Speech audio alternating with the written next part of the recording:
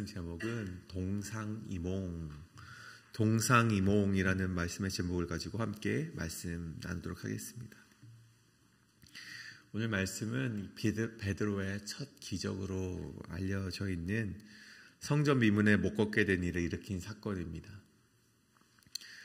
그는 오랜 시간 이 미문 옆에 자리를 잡아서 인생을 구걸하는 자였죠. 이때 베드로와 요한이 나타나서 오늘의 이 사도행전 3장의 이야기가 시작이 됩니다. 이전에 우물쭈물하고 예수 그리스도를 부인하던 모습의 베드로가 아니었습니다. 오늘 말씀에서 베드로는요, 담대하였고요, 분명함으로 이 많은 자들 앞에서 선포하는 모습을 보게 됩니다. 오늘 우리가 이 모습을 보면서 한 가지 의아할 수가 있습니다. 무엇이 그렇게 예수님을 배반하고 우물쭈물하고 예수님의 생각과 동일하게 생각하지 못하던 베드로를 그렇게 변화하게 하였는가? 우리가 그렇게 생각해 볼 수가 있는 것이죠. 한국에는요, 이 동상이몽이라는 고사성어가 있습니다. 이 의미를 모두 다 아시겠지만 다시 한번 설명드리면, 같은 침상에서 서로 다른 꿈을 꾼다는 뜻을 가집니다. 즉, 같은 상황에서 같은 것을 보고도 다른 것을 생각하는 것을 가리켜서 동상이몽이라고 이야기하죠. 저는 오늘 같은 상황에서 같은 것을 보고 예수님과 동일하게 생각하실 수 있는 은혜가 우리 여러분에게 함께 하시길 간절히 축복합니다. 오늘 베드로는요, 다른 것이 아니었습니다. 드디어 비로소 예수님과 같은 것을 보고 같은 것을 생각할 수 있게 되었기 때문에 오늘 이렇게 분명하고 담대하게 선포할 수 있었다는 것입니다. 예전의 모습처럼 예수님과 늘상 함께 있으나 다른 것을 생각하고 다른 것을 꿈꾸었던 제자가 아니라 이제 비로소 예수님은 떠나가셨지만 성령님께서 그 안에 내주하셔서 이제 비로소 예수님과 같이 생각할 수 있게 되었다는 것이죠. 사랑하는 성도님, 오늘 우리가 이 말씀을 묵상하면서 이와 같은 은혜가 여러분에게 함께 하시길 소원합니다. 우리 역시 베드로와 같이 우리 앞에 놓여있는 많은 사람들, 많은 문제들, 많은 일들을 보면서 나의 것으로 생각하는 것이 아니라 내 마음으로 그냥 그저 흘려보내는 것이 아니라 예수님의 마음으로, 예수님의 시선으로 바라볼 수 있는 성도님이 되시길 간절히 축복합니다. 첫 번째로, 그렇다면 동상이몽, 우리가 예수님과 함께 그 마음을, 그 생각을 같이 하기 위해서 필요한 것은 무엇인가? 예수님의 마음으로 바라보아야 된다는 것입니다. 예수님의 마음으로 바라보아야 된다는 것입니다. 3절에서 5절까지의 말씀입니다.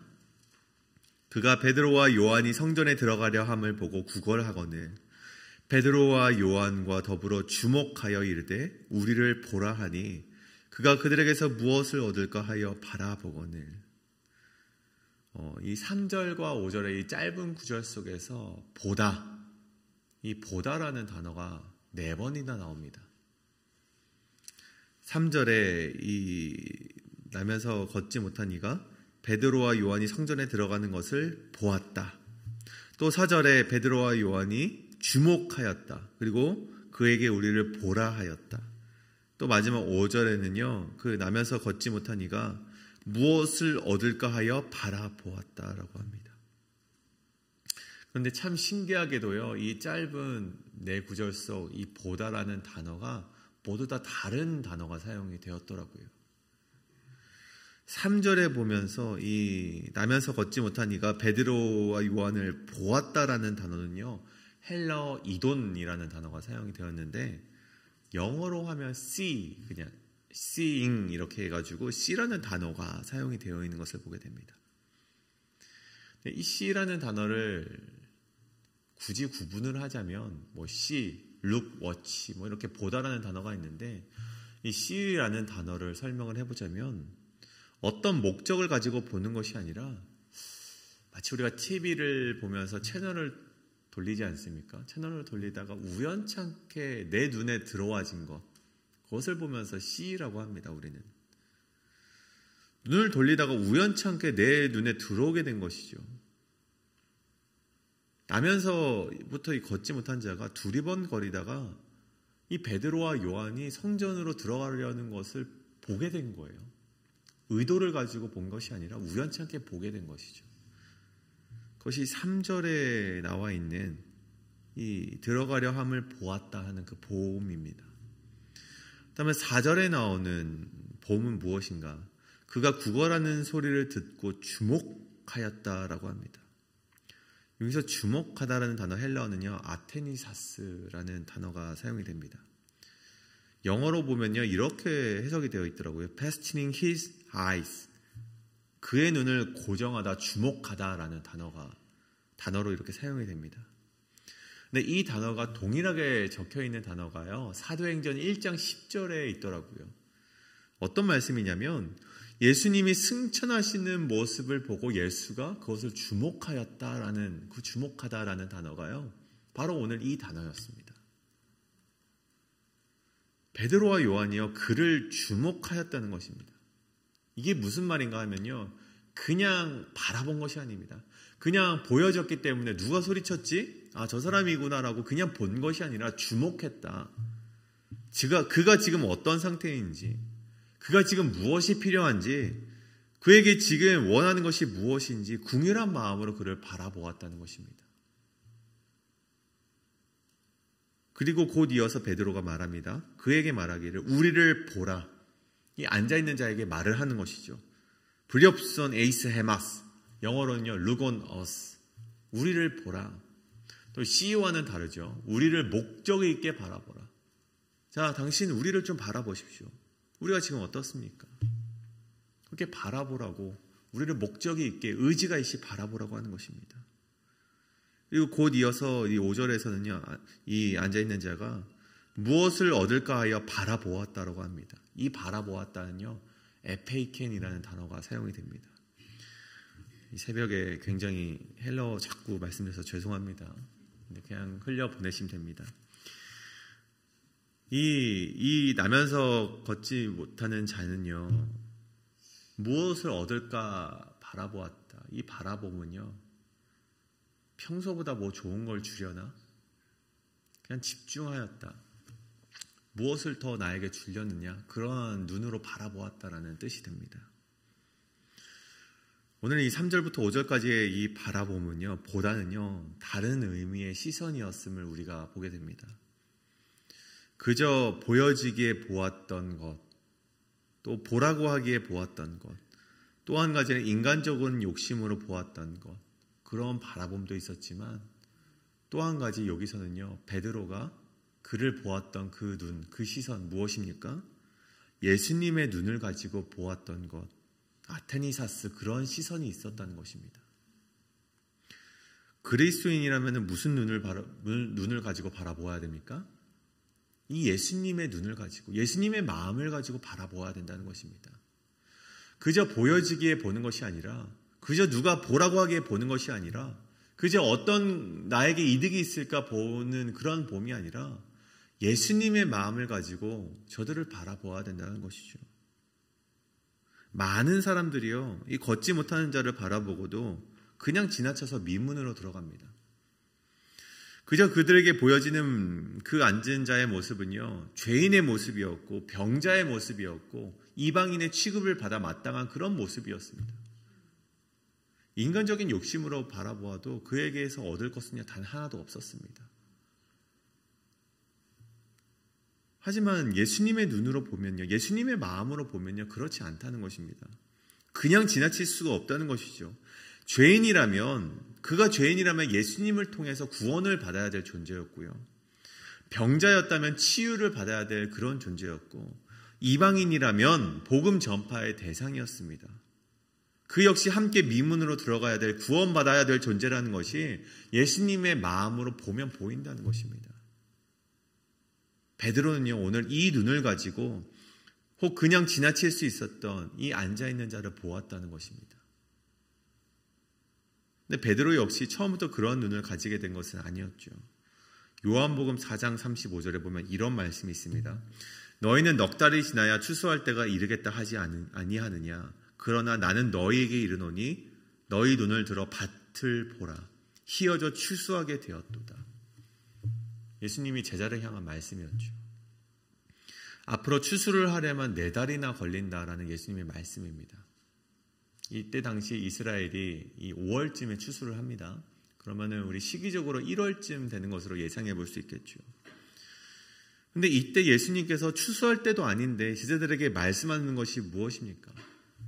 영어로 behold, 보라는 것입니다. 눈을 들어서 봐라. 지금 이미 추수할 때가 되었다라는 것이죠.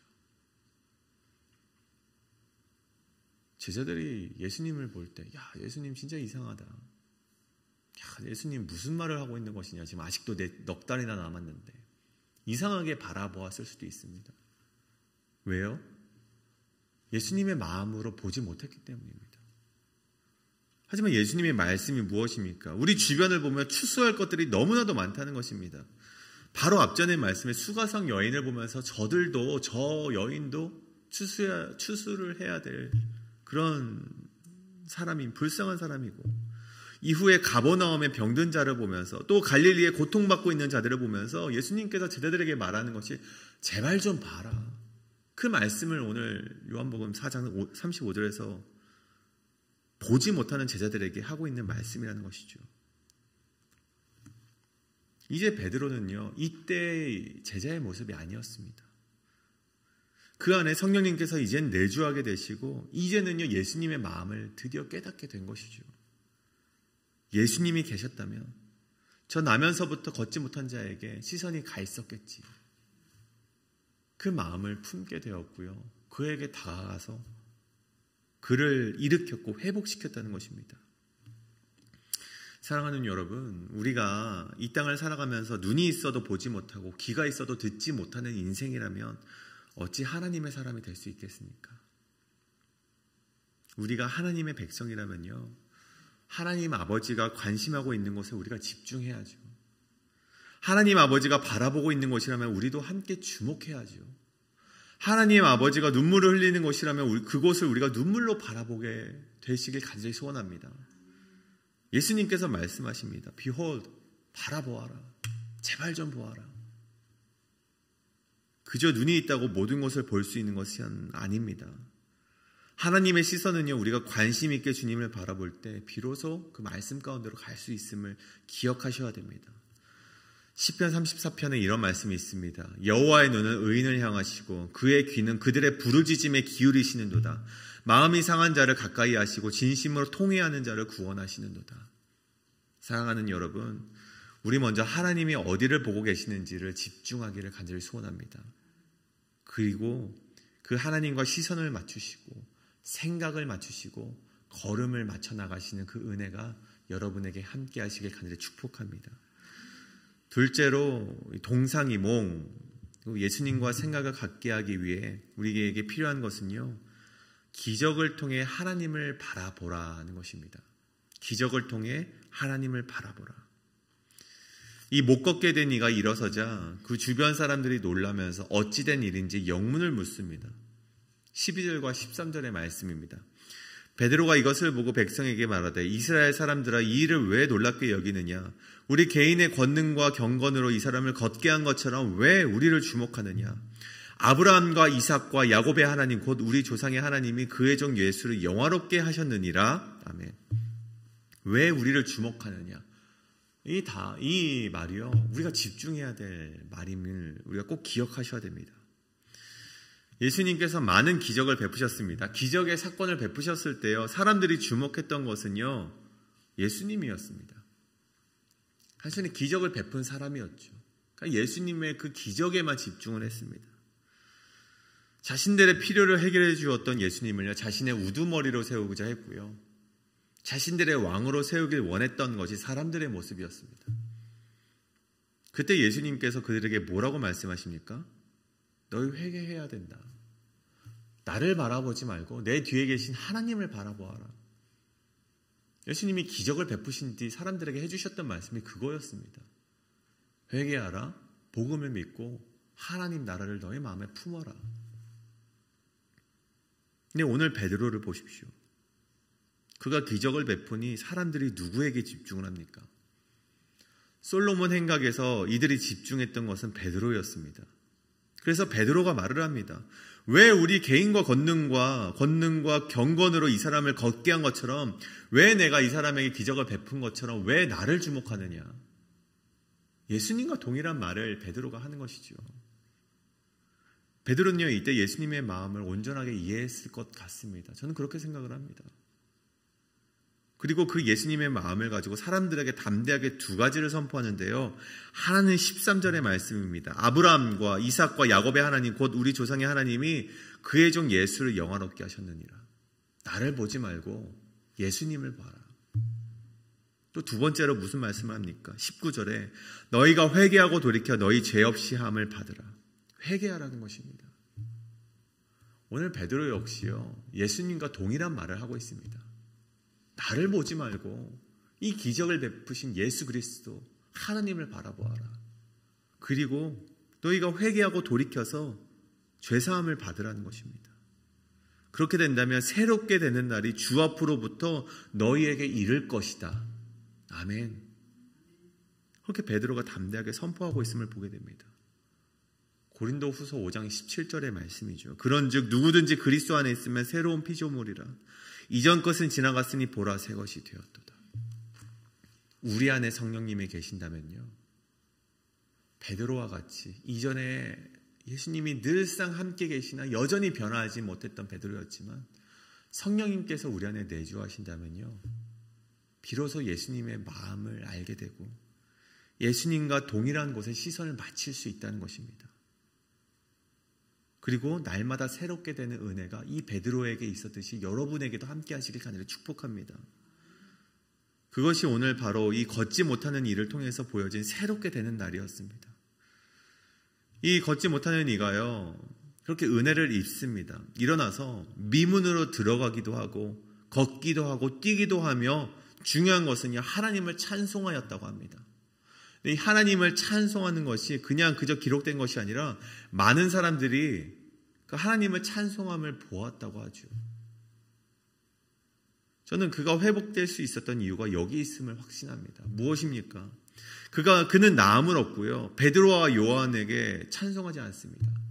그가 나음을 얻고 기적을 얻고 나서요, 그의 시선이 베드로와 요한에게 가 있지 않았습니다. 어디에 가 있었습니까? 걷기도 하고 뛰기도 하며 하나님을 찬송하였다라고 합니다. 그의 시선이 이미 하나님께로 가 있음을 오늘 말씀이 기록하고 있다는 것이죠.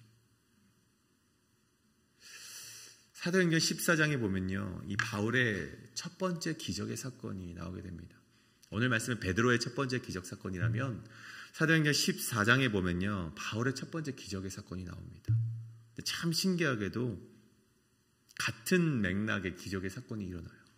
루스드라에 발을 쓰지 못하는 한 사람이 앉아있는데 나면서 걷지 못하게 되어 걸어본 적이 없는 자라. 바울이 말하는 것을 듣거늘 바울이 주목하여 구원받을 만한 믿음이 그에게 있는 것을 보고 큰 소리로 이르되 내 발로 바로 일어서라 하니 그 사람이 일어나 걷는지라. 바울의 첫 번째 기적사였던 못 걷는 일을 걷게 하는 일이었습니다. 사람들이 이 사건을 보고 뭐라고 합니까? 바울을 신이라고 칭송을 합니다. 바나바는 제우스다. 바울은 말을 하니까 헤르메스다. 그들을 추앙하면서 제사를 지내려고 하죠. 그때 바울이 울부짖으면서 이런 말을 해요. 어찌하여 이런 일을 하느냐. 우리도 여러분과 같은 성정을 가진 사람이라. 나도 여러분과 별반 다를 바 없는 사람이다. 여러분에게 복음을 전하는 것은 이러한 헛된 일을 버리고 천지와 바다와 그 가운데 만물을 지으시고 살아계신 하나님께로 돌아오게 함이라. 사도 바울 역시 누구에게 집중을 시킵니까? 기적을 베푼 자신이 아니라 이 능력을 행하신, 이 기적을 행하신 하나님께로 너희의 시선을 옮기라고 끊임없이 울부짖으면서 말을 하고 있다는 것입니다. 여러분, 사람들은요, 같은 것을 보고도 이 죄된 사람의 속성은 사람을 칭찬을 합니다. 사람에게 영광을 돌리고 보이는 것에 집중을 하는 것이 바로 죄된 사람의 습성이라는 것이죠. 예수님 때도 사람들은 그랬고요, 베드로 때도 사람들은 그랬고요, 시간이 흘러서 변화하지 않는 사람들의 속성은요, 바울의 때에 이르러서도 똑같았다는 것입니다. 여러분, 사람은 그렇습니다. 자꾸만 시선을요, 보이는 것에 집중하고 인간적인 생각으로 후의 일을 계획한다는 것입니다. 제사를 드리려 한다는 것이죠. 하지만 여러분, 예수님과 베드로와 바울이 끊임없이 외치는 것이 무엇입니까? 왜 우리를 주목하느냐? 너희들이 주목해야 될 것은 나의 능력이 아니라 내 뒤에 계신 하나님의 능력이다. 그 하나님의 능력을, 하나님의 나라를 집중하라. 그것이 끊임없이 우리에게 외치고 있는 하나님의 말씀이자 선포라는 것입니다.